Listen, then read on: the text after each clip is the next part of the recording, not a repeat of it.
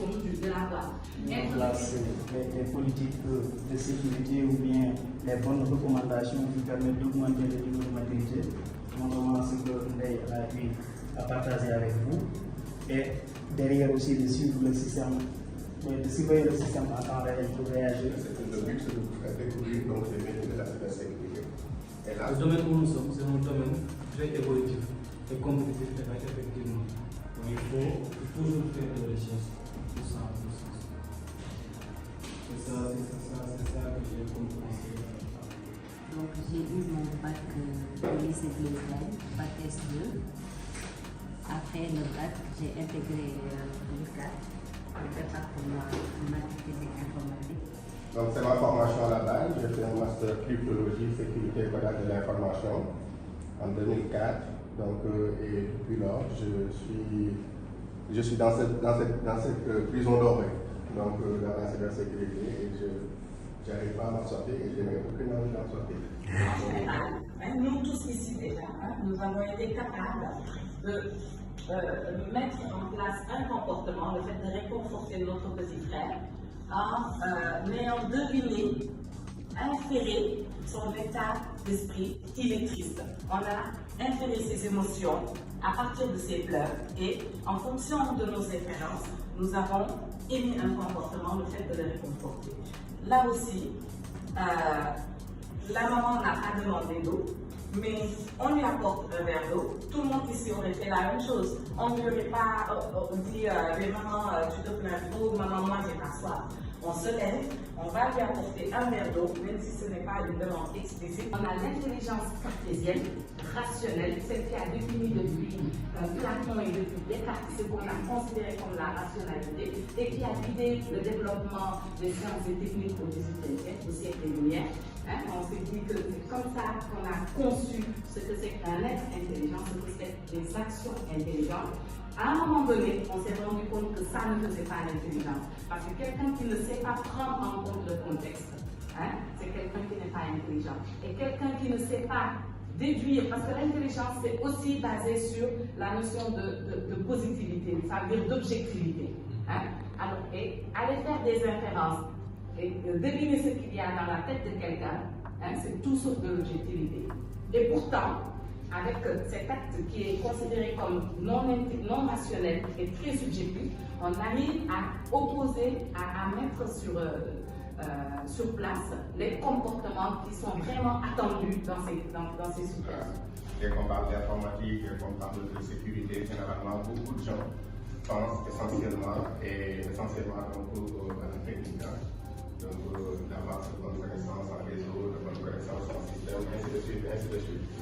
Alors il n'y a pas que ça, véritablement, qui fait donc, le bon consultant et qui fait effectivement le bon professionnel de la sécurité ou de l'informatique de façon globale. Dès que j'ai choisi l'informatique, je savais que je voulais faire de la cybersécurité, mais quand on me disait quoi dans la cybersécurité, je ne savais vraiment pas quoi répondre. Je savais que ce qui est vrai, des recherches que j'avais vues sur Internet, je n'avais rien trouvé. Bon, au début, quand j'ai reçu votre mail, j'ai vu les détails, c'est-à-dire 4 jours de stage. Bon, j'avais mis 4 jours de stage parce que je fais 4 jours. Bon, ça m'en paraît peu, quoi. Donc, j'ai dit, bon, je vais voir, je vais venir.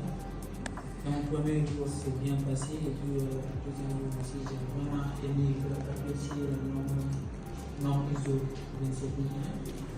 Avant de commencer ce stage, la cybersécurité était un domaine assez flou de mon côté. On nous avait initié plutôt à la culture de la cybersécurité, mais pas à l'aspect technique. Et ça a été vraiment une occasion, lors de ces 4 jours, de mieux explorer le monde de la cybersécurité. Et ça a été fait par des professionnels. On a vraiment senti qu'ils maîtrisaient le sujet et c'était agréable. Merci. Nous ont bien accueillis. Nous ont donné à manger aussi. J'avais déjà une idée sur la cybersécurité, mais je n'avais pas vu l'autre facette. Moi, je croyais que la cybersécurité, c'était juste du hacking, juste un domaine technique. Mais j'ai vu d'autres aspects de la cybersécurité, extrêmement beaucoup plu. Et aussi certaines normes qu'on utilise en entreprise, que vous utilisez, que vous implantez des solutions. Tout ça, c'est dans l'aspect de la sécurité. Donc, j'ai vraiment aimé. Tout d'abord, je tiens à vous remercier pour ces 4 jours enrichissants. Ça a été vraiment génial. À travers ces 4 jours, j'ai pu connaître les documents de la cybersécurité, regarder les métiers, le pentesting, l'audit, le consulting. Bon, j'ai remarqué que dans la cybersécurité, ce n'est pas seulement de la technique, il faut aussi bien savoir interagir, surtout pour ceux qui font de la consultance. Et même pour ceux qui sont très techniques, on doit aussi savoir faire des rapports, bien communiquer, surtout pour ceux qui ne connaissent pas trop de la cybersécurité. Moi, je voulais aussi remercier toute l'équipe de journalistes de nous avoir accueillis. C'était une semaine enrichissante. De ma part, la cybersécurité était toujours ma passion. Et si j'étais à 80, je peux dire que maintenant, je suis à 100%. J'aime encore plus ce métier. Ok, super. Je vous dis merci et merci beaucoup. Très bien, très bien. C'était un plaisir de vous accueillir ici. J'espère que ce stage vous a servi. Vous avez eu beaucoup de connaissances à travers nos collaborateurs. Nous vous souhaitons d'avoir une très bonne continuation dans vos études. Et aussi dans vos Je disais que c'était intéressant, effectivement, donc pour le temps d'une semaine, de vraiment, comment dirais-je, rajeunir cette structure, de passer ces moments avec vous. Effectivement, nous aussi, on a apprécié ces différents moments. Et vous voyez, on a dit c'est ça, c'est une petite famille. Donc, les gens sont ça, accessibles. Et c'est cette culture-là qu'on a voulu imprégner dans cette structure de solidarité, de partage, de soutien mutuel et d'accessibilité. Donc ça, c'est dans notre ADN. Donc on essaie de le perpétuer. Donc, et cette action entre aussi dans ce sens. Quand on est venu dans certaines de vos écoles pour donner des conférences, tout cela, c'était aussi dans le sens partage. Donc donner un peu de ce que nous savons, créer une vocation, pousser certains qui ne connaissaient pas, qui n'ont pas eu la chance donc, de découvrir le monde de la cybersécurité, de le découvrir à ces occasions, peut-être créer des vocations de jeunes qu'on pourrait retrouver demain également donc, dans le cadre de nos activités comme collègues ou comme partenaires pour travailler avec eux. Donc c'est dans le cadre de notre plan RSE, donc responsabilité sociétale d'entreprise. Donc, quand on fait ces types d'actions, c'est important de le faire. On n'attend rien en retour, un tout petit peu, de nous retrouver en tant que salarié ou en tant que partenaire ou collaborateur. C'est plus dans ce sens-là, si on a quelque chose à attendre, mais on n'attend pas donc un salaire.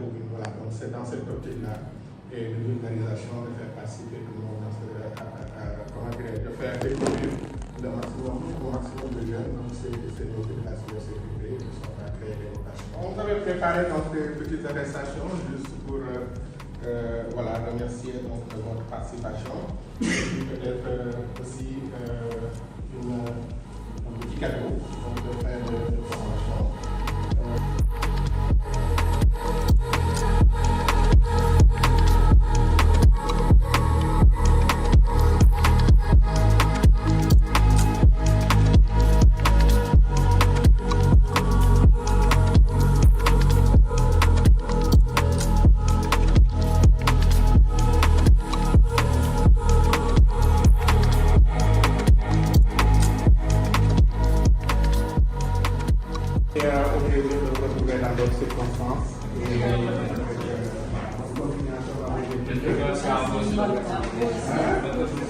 Merci beaucoup.